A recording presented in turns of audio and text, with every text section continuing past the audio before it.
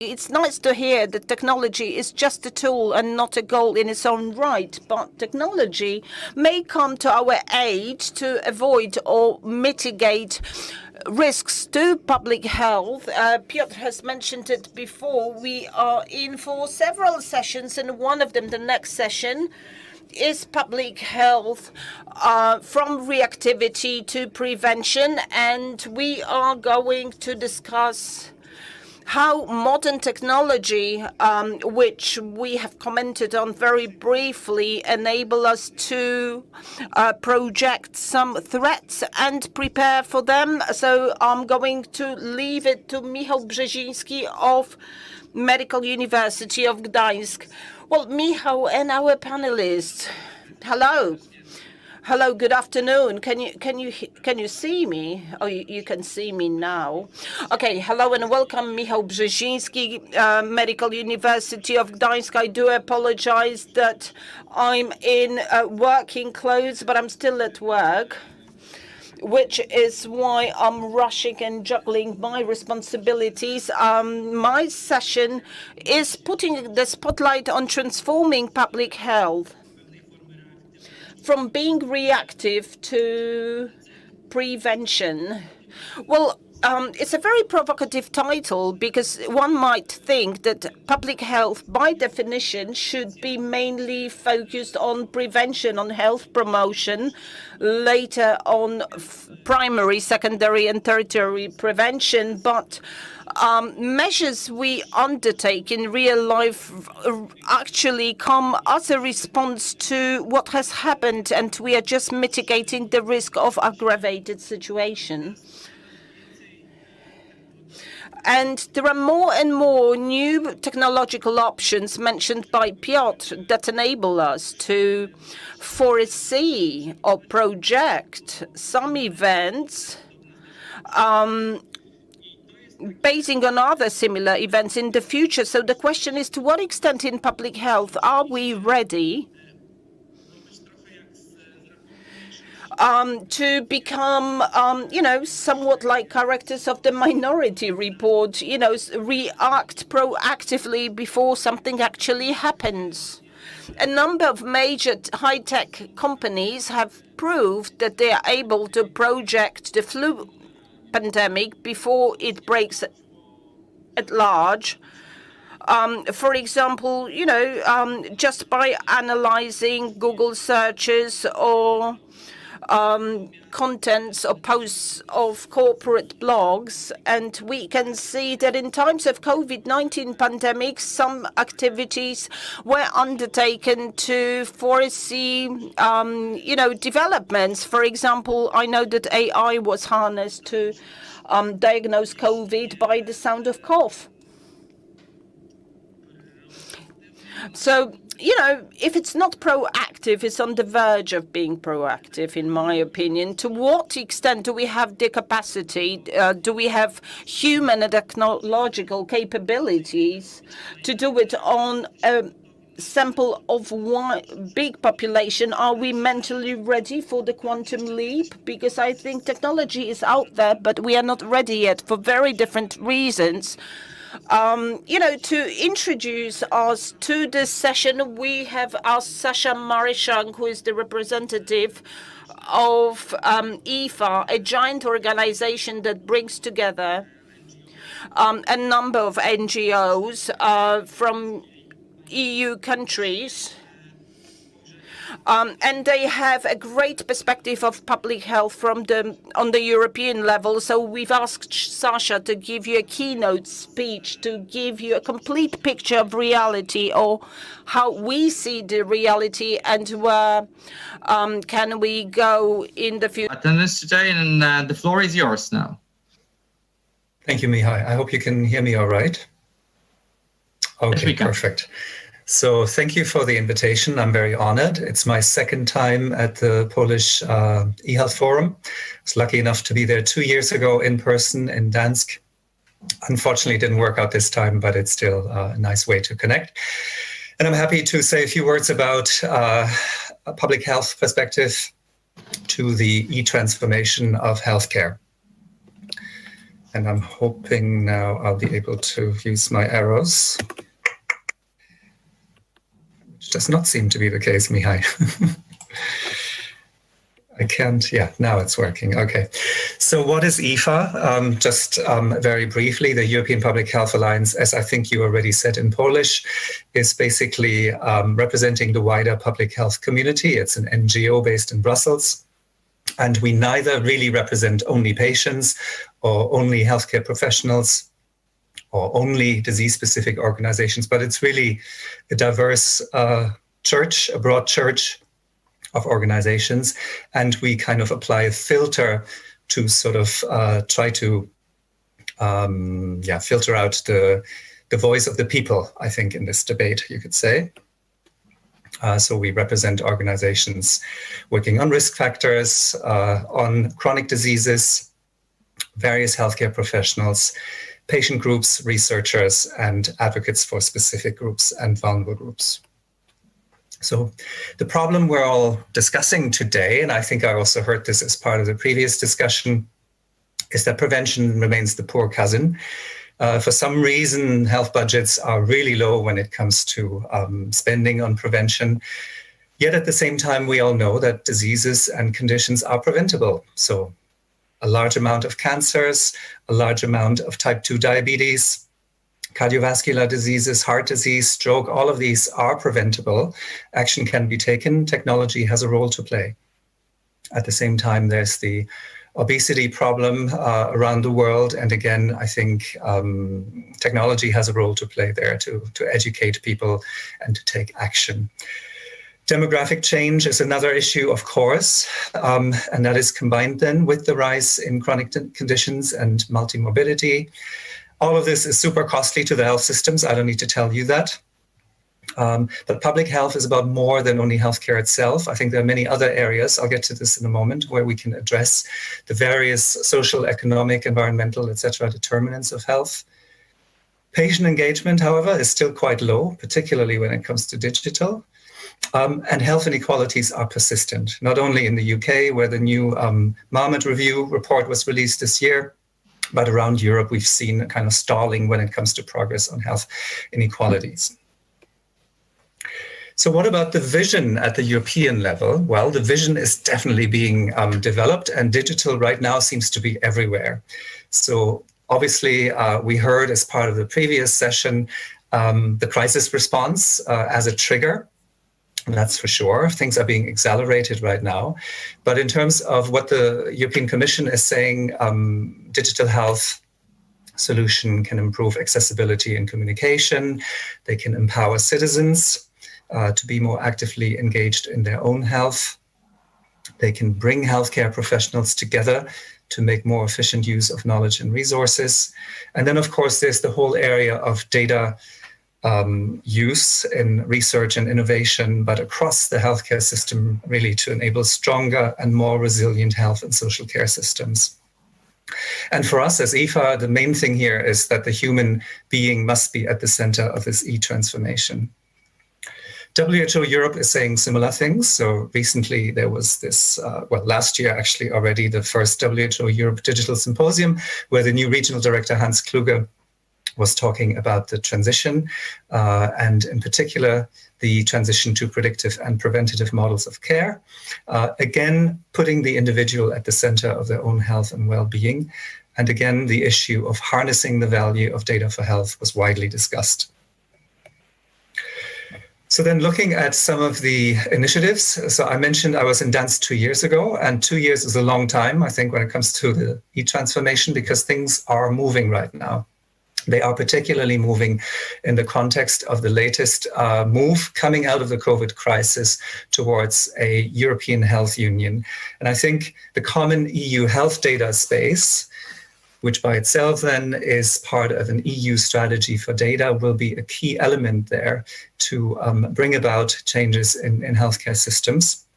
And digital funding, we also see the digital funding mainstreamed across the multi-annual financial framework, which is the overall EU budget. So there's not only the new EU for Health program, the budget of yet we still need to see how high it's going to be, but it's going to be higher than in the past. But there's also the Digital Europe program, there's the European Social Fund Plus, there is innovation funding, the recovery funding. So digitalization is really everywhere. And in addition to this, of course, the EU is also making advances on artificial intelligence and robotics in terms of guidelines, for example, developing the e-health digital services infrastructure for patient summaries and e-prescription, the continued development of European reference networks, the general data protection regulation implementation, and so on and so on. And WHO Europe is also coming out with a big flagship initiative focusing on patient empowerment. But the reality of things is still that data are very much siloed. So we have health data everywhere. I don't think I need to read out all the different sources that you can see on this slide. But either these data are somewhere in the health system or at the GP practice, or they're part of an electronic record, or it's behavioral data that we generate more and more ourselves through our mobile devices. And really, in order to harness the power of this data, artificial intelligence will be needed, because the more data we have, the less structured, the more chaotic it is, really. And the large amounts of data that we are talking about in order to create more resilient and efficient healthcare systems really goes beyond the human capacity to process these. So algorithms are required to simplify structure, save time, lower costs, and add value. But we also need to make sure that we don't see that artificial intelligence is something magic. It's already here, and many of the day-to-day technologies that we use on the internet are powered and driven by AI. So it is important for predictive and preventative models, as foreseen by WHO. It's important for developing more of a holistic view of health. But at the same time, we need algorithmic transparency, and we need to ensure that everything's interpreted correctly, which means that we still need a level of human oversight and validation methods, in particular because, of course, the people who are programming these algorithms, they are sitting somewhere in Silicon Valley or in a tower in Warsaw, and they might be biased, because most likely they are straight white males. And public health values, I think they play a big role here. We need to make sure that all of this technology is not just coming from outside of the healthcare sector, but that we develop this experience within the healthcare sector. So the European health data space is about governance and rules, about quality of data, about infrastructure, about technical interoperability. And it's about improving healthcare systems, it's about improving research and evidence-based policymaking for the benefit of patients. So, but digital is happening in many other policy areas, not only in health, but obviously economic policy, in agriculture, environmental policies, in governance, in education, and in e-commerce. And we need to keep an eye, I think, from a public health perspective on all of these areas, because the templates are coming from these sectors. What does it mean for public health? And how do we create the necessary interlinkages? What IFA has been saying for more than 10 years now is really about the meaningful involvement of end users and making sure that whatever solutions are being put on the market, that they meet the actual health and practical needs of patients and healthcare professionals, so ultimately of people. And this is also important because the sort of bigger goal that we're pursuing is attaining the Sustainable Development Goals and universal health coverage. So I mentioned COVID as a trigger. We could also refer to COVID as a gateway, perhaps, in terms of having boosted, first of all, the accessibility and effectiveness of telemedicine around Europe, certainly in terms of improving epidemiological surveillance. We've seen the development of many public health apps around Europe. I'll get to this in a moment. But it's also useful for the assessment of medical products, including vaccines, and of course for crisis communication, which is crucial. Unfortunately, as you all know, we've seen many drawbacks during this crisis. The disruption of life-saving treatments and services, including prevention, the surge in mental health problems, and further marginalization of vulnerable groups, for example. Excuse me. In terms of protecting population health, then, Nonetheless, we know that there are many teething problems when it comes to the Corona apps, but at the same time, let's look at some of the advantages. So not only can we trace registered users via Bluetooth and other technologies, there are symptoms that can be recorded. Obviously, there's a warning function for people who may have been in contact with these people who may have been infected. There are some risk assessment functions and crucially recommended actions to take. So what do I do knowing now that I was in contact with these people? What can I do in order to prevent falling in myself? And all of this is based on voluntary user participation and voluntary data entry, at least as far as the German app is concerned. But soon enough, there'll be 20 different national apps being connected, 6 right now. So this is exciting, I think, to have this kind of infrastructure. And of course, the whole idea is to have accurate real-time information available to people. And all of this depends on people participating, donating their data as much as possible. I remember 2 years ago, also in Gdańsk, I was giving a presentation on mobile health, and we were talking about mHealth solutions for tackling chronic diseases. And I've kind of reiterated some of the points that were already made there, just to highlight that obviously technology, digital health is important for diagnostics, particularly looking at particular cancers, early detection of NCDs, also for prevention in terms of nutrition advice, physical activity, smoking cessation activities, continuous real-time checks of patient conditions, treatment and medicine adherence. And of course, all of this information is available around the clock in different formats, different languages, and you can personalize it. So really, for when it comes to prevention, health promotion, tackling chronic diseases, it's really useful, at least in theory.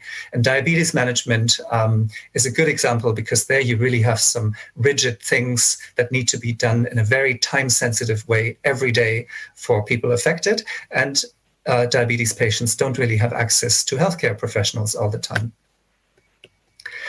But as IFA, we talk about prevention normally in a much broader framework. So this is a paper here towards an EU strategic framework for the prevention of NCDs. And there it's about the implementation of WHO Best Buy policies. It's about tackling health inequalities and doing something on mental health, et cetera, et cetera. But I think the important thing to highlight here is that without data, everything is just that much harder to achieve. And you can't really adopt this kind of health and all policies approach that we call for. When it comes to mental health solution, obviously there's also, and I would say very similar also when it comes to autonomous independent living, supporting older people, there's the whole layer there of availability, fighting isolation, depression, overcoming stigma, stress. And this can also be done in a more playful way through technology. So obviously there's scope there to develop virtual reality solutions, serious gaming. And when I'm thinking of older people, I'm thinking of all the solutions that are also available at home now, domotics, robotics, to make life easier. So coming slowly but surely to an end in terms of patients, we can improve the healthcare experience regardless of patients' geographic location. We can make communication with healthcare professionals easier. We can provide better patient information. We can provide information nudges about prevention in particular. Patient safety can be improved. Waiting times can be reduced. Continuity of care, integrated care, all of these are possibilities.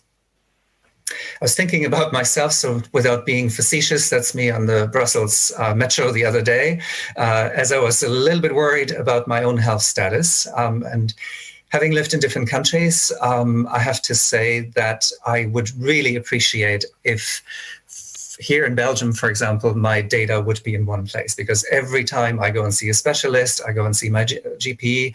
If I change practices, it's like I've never seen a doctor before in my life. I don't even know my blood group at the moment, which is kind of ridiculous considering I work in public health.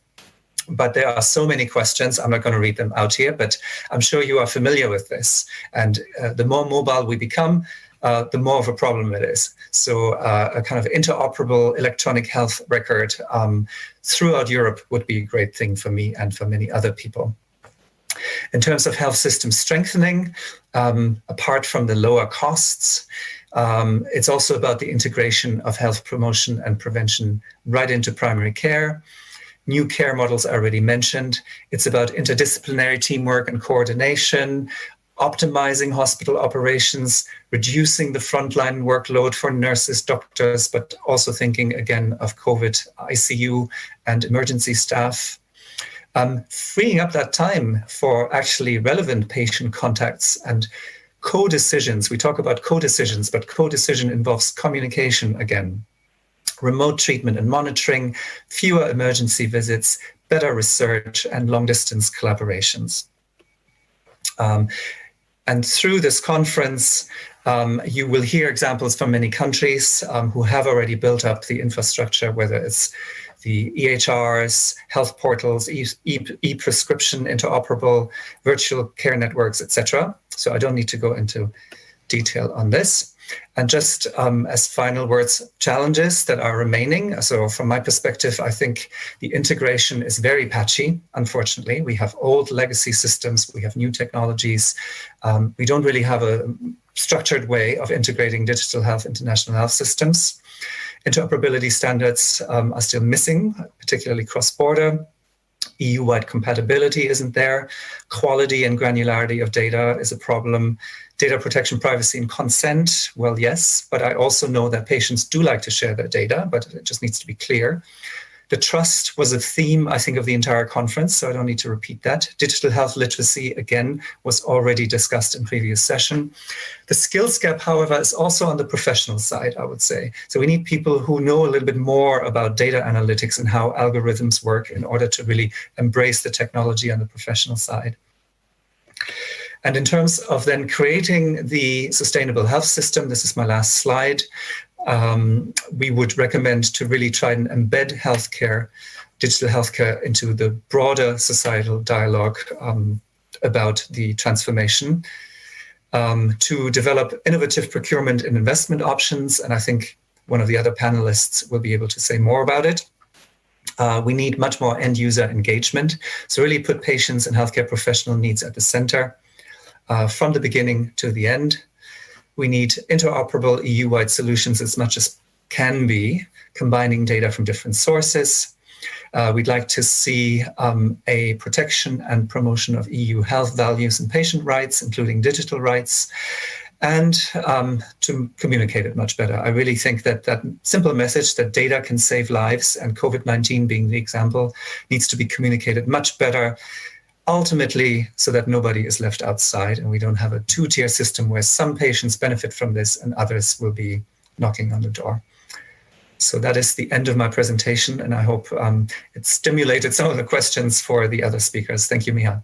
For sure, it did. Thank you very much, Sasha, for that. Further on, I would like to invite our next speaker, John Middleton from ASFER, so Association of the Schools of Public Health in the European region. Would request comment on the readiness of public health, because Sasha, quite a lot of time you said about the health system. If it's ready or not, we can discuss it. In some regions of EU, it's better. In others, it's much worse. In other ones, we have already electronic data, and you can have your blood group known from each and every facility when you will go. In others, we're still printing patient records from Word documents, even within the same country, even within the same city, even more or less even within the same owner of a facility. But are we ready, John, to work on a public health scale to this? Do we have people that will be able to think about public health as a really preventive thing? So before a patient become a patient, will we be able to deliver activities in a matched way, using big data, using e-technology, and maybe using data from other totally different parts of our life? Or like, for example, from car sharing systems that will give you information that this person is a bad driver. So he's got a 75% higher risk of having a car crash in the next 25 months than the person that has got a much better results. Are we ready for using this? And will the patients, not patients yet, not be afraid of us knowing so much about them? John? Well, the way you've put that question, I think many in our society would be very afraid of giving us that kind of power and knowledge over their lives. I think what Sasha has described for us is technological systems that are well able to deliver on big data and artificial intelligence. What we haven't got is the human capability yet to make it work. As Sasha said, we haven't even got a single patient record. A very long time ago, a GP called Steve Iliff in London proposed a smart card that the patient could keep their data and share it with who they wanted to share it with. And that idea, that potential of digital systems to democratize how patients have their data, I think would be still a very worthwhile adventure to go on.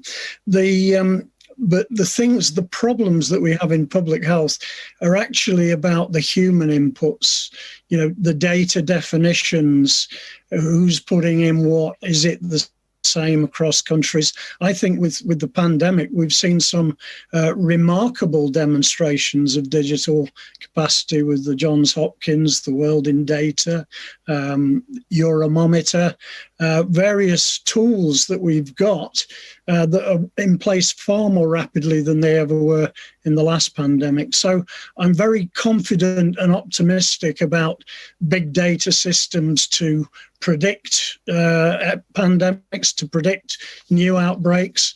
In climate science, we're seeing major developments with big data there. And, through internet searching, we can see trends in health that would be very helpful to us. But I think we have to be a bit cautious about the interpretation as well. Some of the countries that have done best in the pandemic had no modelling available to them, no big data. Some of the countries that have had it, I'm afraid, have not been able to interpret their modelling, not been able to act on it, and that's been very much politically and politically driven.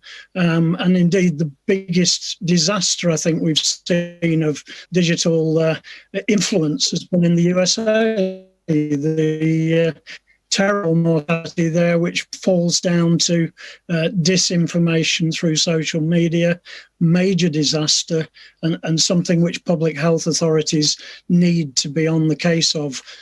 Social media, unregulated, uncontrolled, unedited, no penalties for misinformation.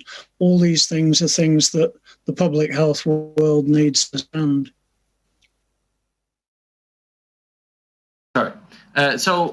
John, but looking at the results, you said that on one hand we had quite a big amount of big data, mainly coming from the patients already. So, or a situation that happened, we're maybe good in data modeling, but if you go back and see how did the models really touch to the reality, it's very, very different in different diseases, not only with coronavirus. But what should we do to have staff of people? Should we rather train public health people more in technology, or rather gain more technological people to public health? But we usually don't have such money, as we are not able to pay them the money that they get in IT corporates. Yes, indeed. Well, people will say it's a fudge, but I would say we do need both. Public health specialists in the 21st century cannot be experts on every aspect of the work we need to do. So be it climate change or international law or political science or the whole raft of regular public health jobs like epidemiology and healthcare evaluation. So we have to have a wider pool of people working in the public health system, but we also have to make strong partnerships with people working in other sectors as well. And that's really one of the big skills of public health, is to make partnerships, to lead discussions, but to accept the knowledge and the expertise of people in other disciplines. Okay. Looking from the perspective of whole Europe and schools of public health, could you say that any regional country is more ready to touch the data and use it in a daily life? Is it the smaller countries, which should be easier, although Sasha said that it's not so easy in quite a small country of Belgium? Or is it the richest, or is it only the one that think about it and put it as their own priority?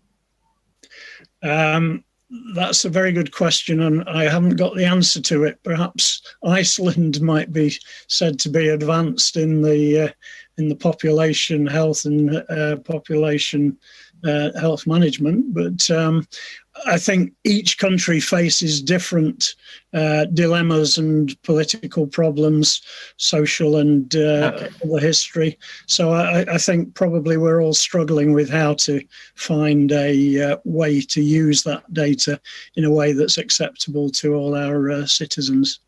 Okay, thank you very much, John, for this comment. And now I would like to go to Anna, and I will transfer to Polish. Ania, move.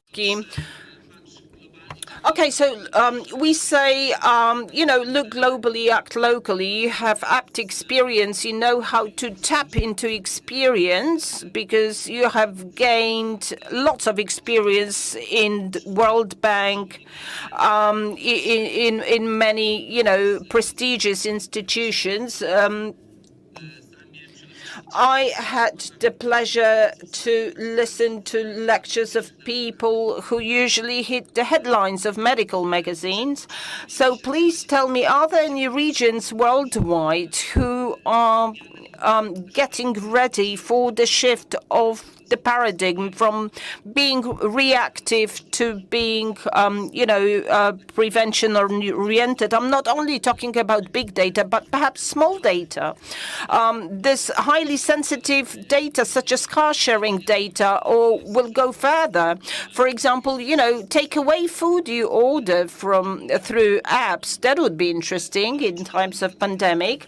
So, perhaps only volunteers would initially share such information, but that means they are automatically biased. If you want to share your data, that means that you are proud of what you do. So in the World Bank, have you come across such models? Have you got anything, to discuss and tell us about today? Well, hello, good afternoon. It's a pleasure to see you, at least those people that I can see on the screen. I hope the rest can see me on their screens. Coming back to our previous discussion on big data, it's great that we have big data. It's super that we talk about it. It's very promising.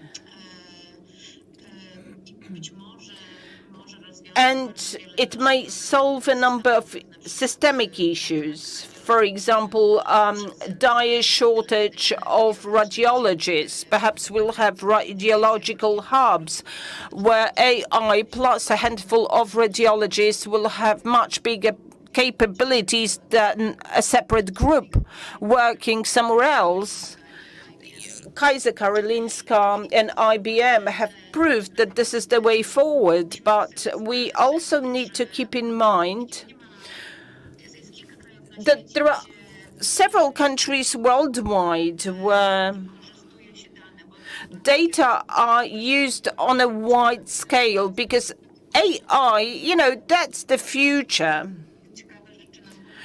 Perhaps if we connect the dots,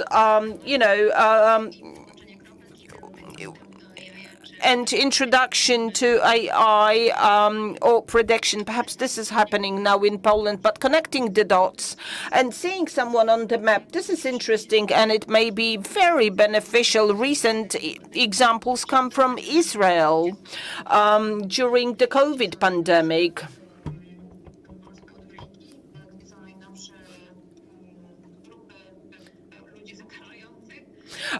Where we had, we can predict, future outbreaks. So putting risks aside, I've seen findings of a study, but I couldn't find it. It was a Google study. Respondents were asked, what data would you be willing to share? Health data was no issue. Facebook data was a problem. So not photos, but health data, yes, take it,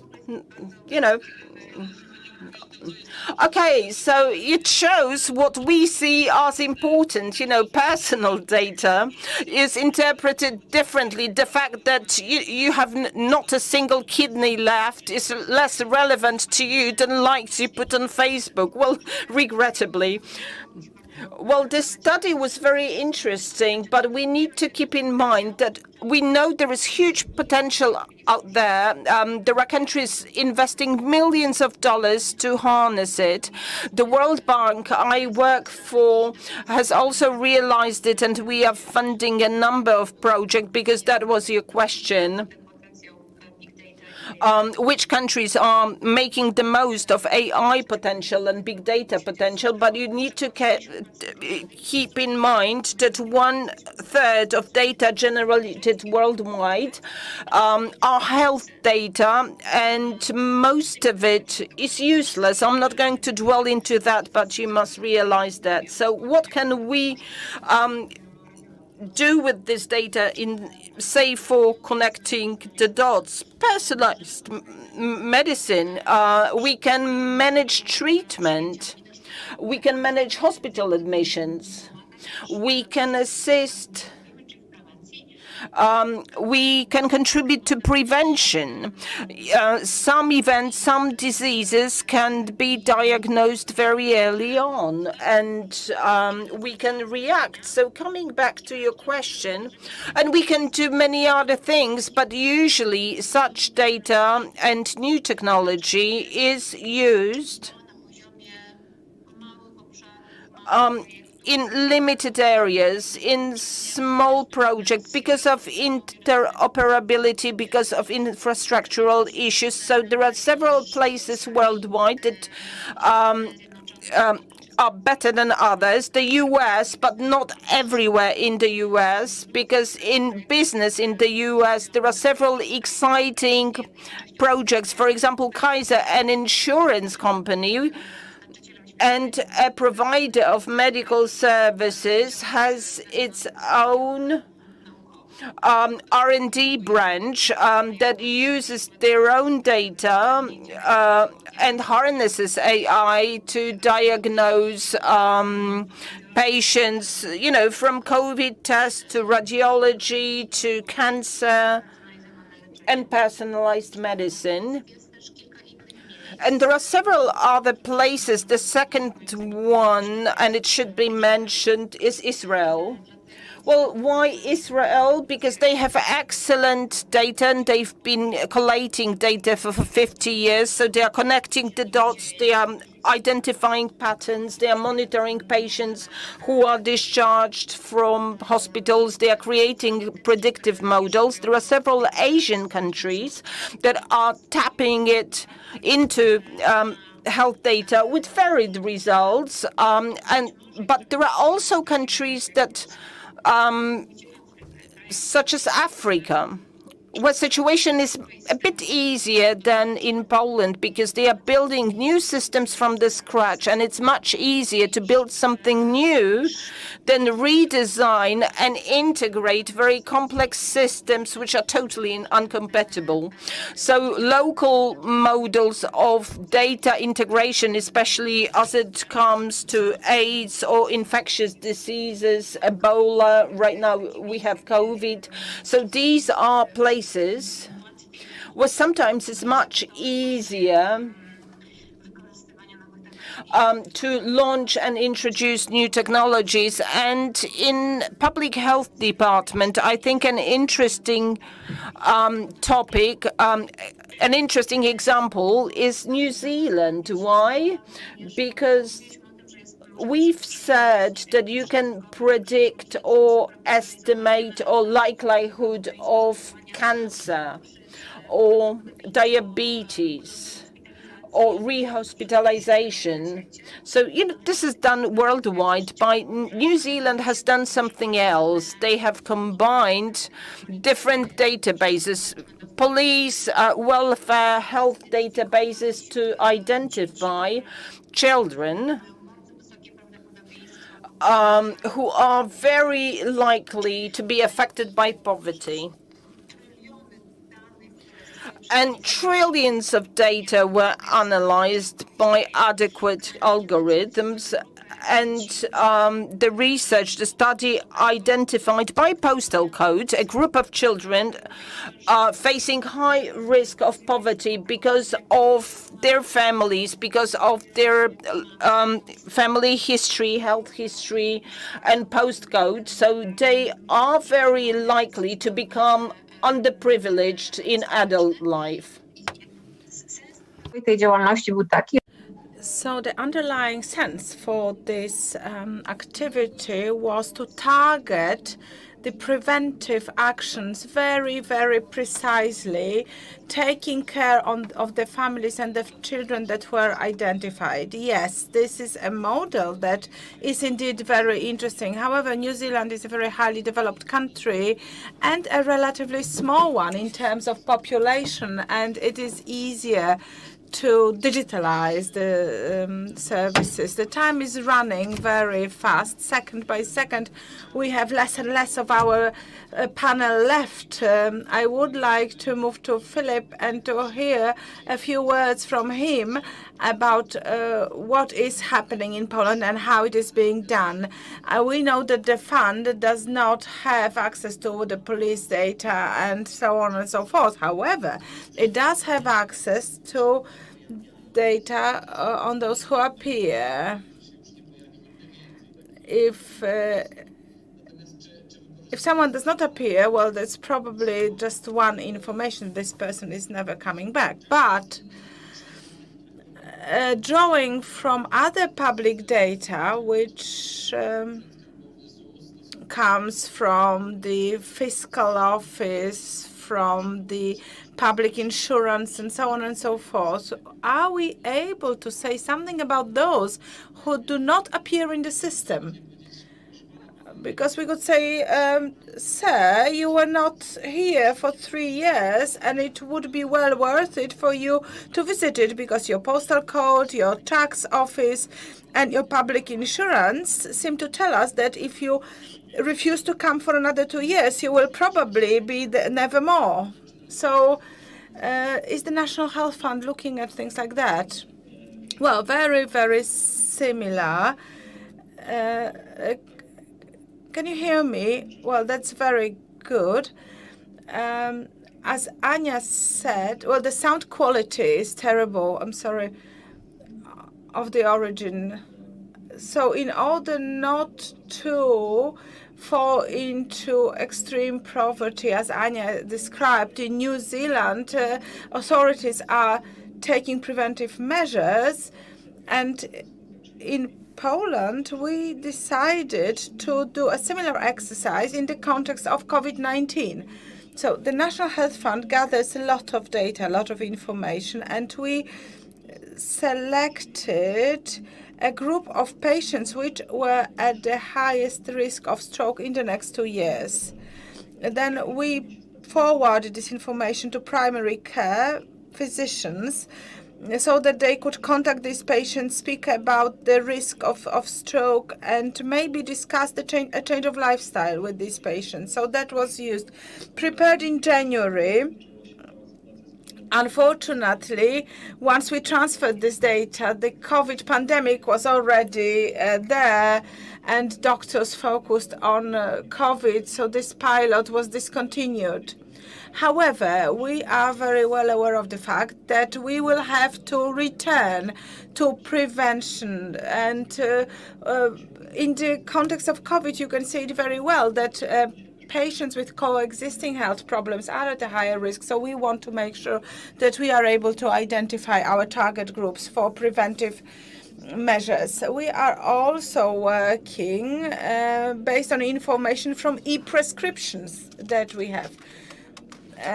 E-prescription has a lot of information which allows us to see whether patients continue their pharmacotherapy, if they buy and use the medicine. And there is also a group of patients which we targeted in our pilot project, and it shows that it's very important to take such actions. For example, in case of diabetes, many patients decided not to buy their prescriptions for diabetes-related medicine during COVID. They are so afraid to visit a pharmacy or to visit a doctor that they actually cease treating their underlying health condition, and that is very, very dangerous. So we want to be able to inform the physicians, inform the doctors that there are such patients under their care. So, for example, amongst 70 patients, we found 10 who discontinued the treatment, because they ran out of medicine and they were afraid to go and buy them. And in some other cases, they thought, oh, if I take this medicine, I'm not feeling well. And we decided to inform the doctors that they need to propose an alternative treatment because these patients were not using the medicine as they felt it was making them feel worse. So I understand that this is happening above the patient's head, right? You're not engaging patients. The information that you have is that the patient is not buying the medicine or is not coming to see a doctor. So the doctor is your end user, really, not the patient, because it is the doctor that needs to be proactive, who needs to get in touch with the patient saying, hello, you're not buying your prescription, or hello, you're not coming to see us. That's great. Well, we've run out of time. We want to conclude our panel on time. We could continue speaking about public health for a very long time. I would like you to prepare a brief summary or conclusions for our website, if you'd be so kind. I'm speaking to our panelists. And we have a lot of data. We are just not able to connect it. And let me show you a very famous meme that illustrates how to connect the dots. Well, I wanted to show it to you, but I seem to be unable to display my screen. So you will not be able to see it, but it shows that from information to conspiracy theories, there is a very, very short path. So it depends on how you connect the dots. So what we need is, apart from the data, we need the people who would actually analyze the data and be able to use it. Or maybe one day we'll understand that the data itself is like the deposits of gold or oil that we need to actually process. And probably this is the greatest mining field ever. And if we mine this field, we will not destroy the environment. That's an added advantage. So I hope in a year or two from now, we'll be able to meet again in order to discuss some more pilot projects or maybe fully fledged projects that are being implemented in order to prevent certain non-communicative disease. And thank you, Sasha. Thank you, John. I hope next time you will be able to come to us and see us in person in order to share your experience and your best practices with us. So thank you very much. And I hope that during the next forum, we'll get 3.5 hours to discuss such an important topic. So thank you very much. And I'd like to wish you all a very good afternoon. Thank you very much. This has been a very interesting session packed with information. Yes, we can discuss it for the next forum. 3.5 hours will probably be difficult to achieve, but we can negotiate. When listening to this panel and when looking at presentations, I drew a sigh from time to time, because I thought that the distance between us and the most advanced countries is enormous. So I'm very happy to see that our National Health Fund is taking part in such initiatives and that we have some solutions that we can actually speak of. Of course,